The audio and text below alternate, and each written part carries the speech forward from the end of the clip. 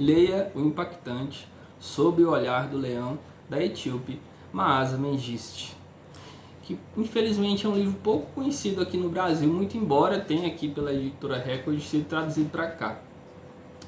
Para quem não conhece, a Etiópia é um país africano, fica no extremo oriente do continente, ao lado ali de Somália e Eritreia, numa região geograficamente conhecida popularmente como o Chifre da África, porque você que está aí com o computador, dê um Google, busque aí no Maps, você vai perceber que o formato geográfico dessa região lembra muito o chifre de um rinoceronte, um animal típico ali daquele continente.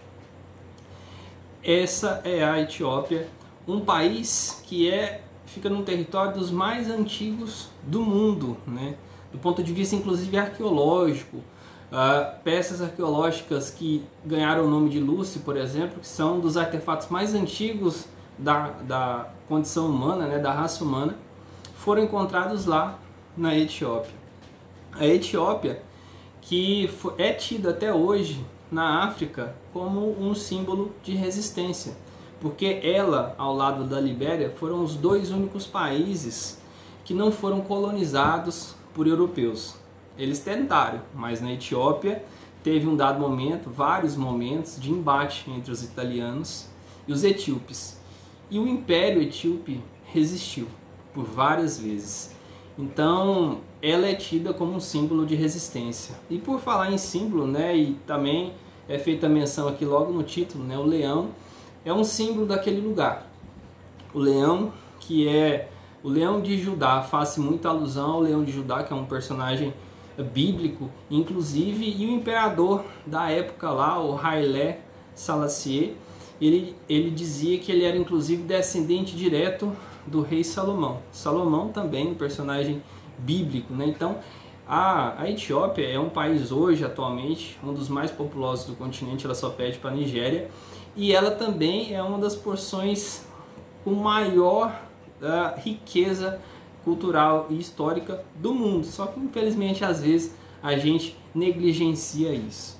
Pois bem, se você ler esse livro aqui, você vai conseguir se aprofundar um pouco através dos personagens na história desse fascinante país.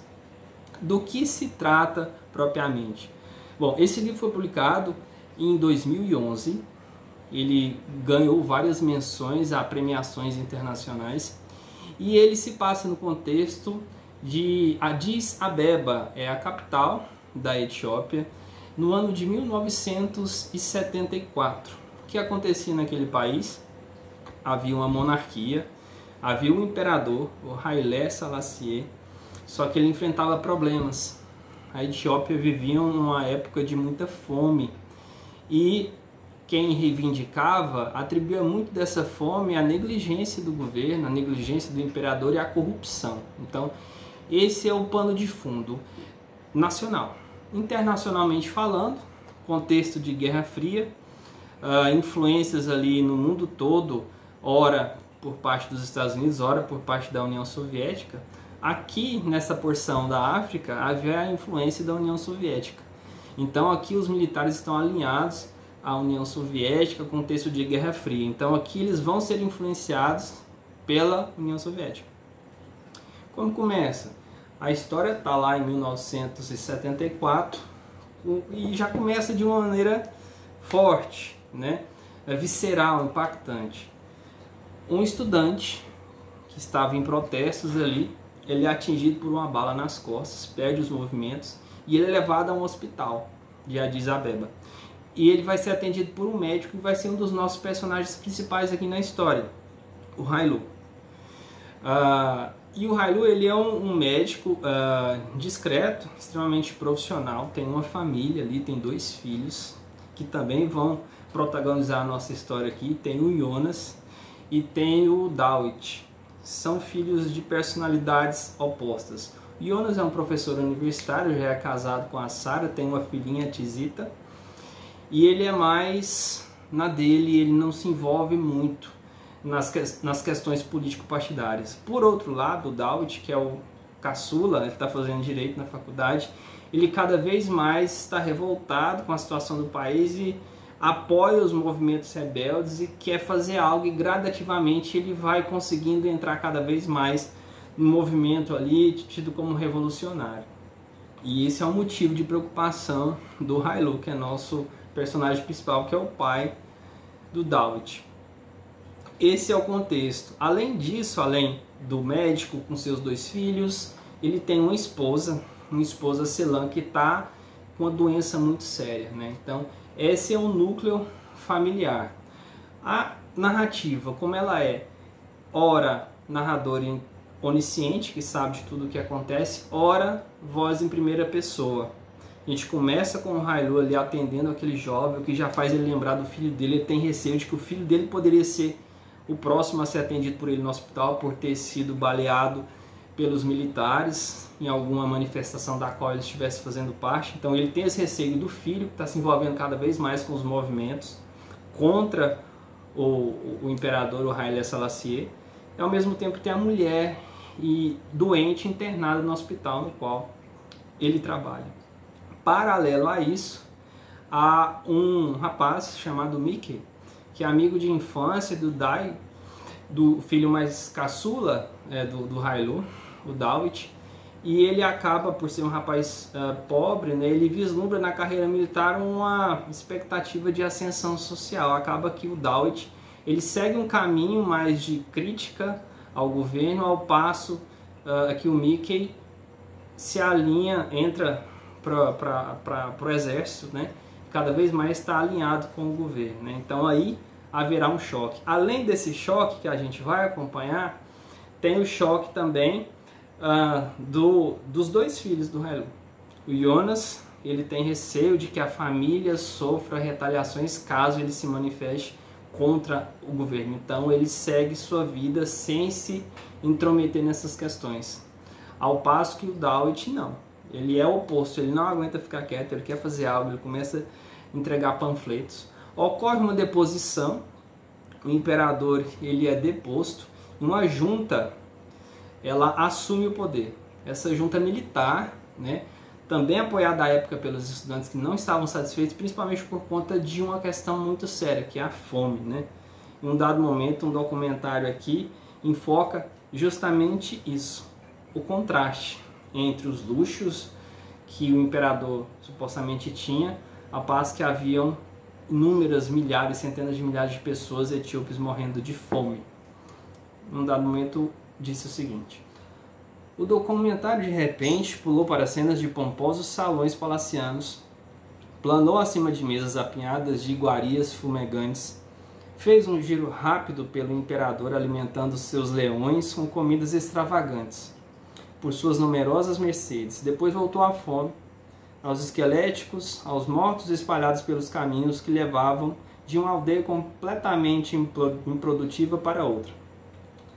O homem menino muito pequeno, com o estômago tão inchado que parecia a ponto de explodir, roía uma pedra, né? Então, essa fome foi o estopim para a deposição. E é interessante porque, por mais que predomine aqui um narrador onisciente em terceira pessoa, há um dado momento que dá-se voz ao próprio imperador, né, em discurso direto. Ora também vai oscilar o discurso, também em discurso direto, a gente passa para analisar as coisas sob o olhar do Jonas, ora do Hailu, que é quem começa, ora do Dawit, que é o filho mais novo do Hailu. Então, há uma alternância ali de narradores, primeira pessoa, terceira pessoa, e isso dá certa dinamicidade ao enredo. Há uma outra personagem bastante interessante também, e esse exemplo aqui serve para ilustrar quão bem é feita, é articulada a trama, né? O que nos faz querer saber o que acontece a todo momento, a gente não consegue desgrudar. Que é a Sara. A Sara, ela é esposa do filho mais velho do Hailu, e ela tem uma personalidade muito aguerrida. E ela também não deixa de ser um exemplo dos prejuízos, né? Das inúmeras consequências que a guerra traz, né? Que é justamente a solidão, a perda de entes queridos. Em um dado momento, a seguinte descrição: quando Sara tinha 17 anos, sua mãe morreu, unindo-se ao seu pai na conspiração familiar e deixando-a sozinha. Sara cortou os cabelos pela primeira vez, desfez trança por trança e observou-os cair às costas, escuros e espessos. Em seguida pegou a tesoura velha de sua mãe e cortou punhados de cabelo. Olhou-se no espelho quando terminou e sentiu a superfície áspera do couro cabeludo nu. Então, devagar, enfiou a ponta da tesoura na pele macia, arrastou a lâmina até o meio do couro cabeludo e olhou a pele morena empapar-se de sangue. Fez então uma oração pela alma dos pais e pediu que o anjo Gabriel os levasse até a menina com a cicatriz na cabeça e que lhes dissesse que, mesmo das nuvens, eles sempre saberiam qual menina era a sua filha. Ela os queria ao seu lado até que chegasse a hora de ter sua própria família, os próprios filhos. Então a solidão também fica muito evidente. E um aspecto que é interessante destacar, pelo menos que ficou para mim, é que havia um regime de um imperador que provocou a fome. Pessoas se articulam para reivindicar a deposição daquele sistema de governo. Ele cai. Porém, a junta militar que toma o poder, a ditadura que se instaura, acaba se mostrando pior do que o regime que já existia. Ela é muito violenta e essa violência vai chegar na família do Hailu.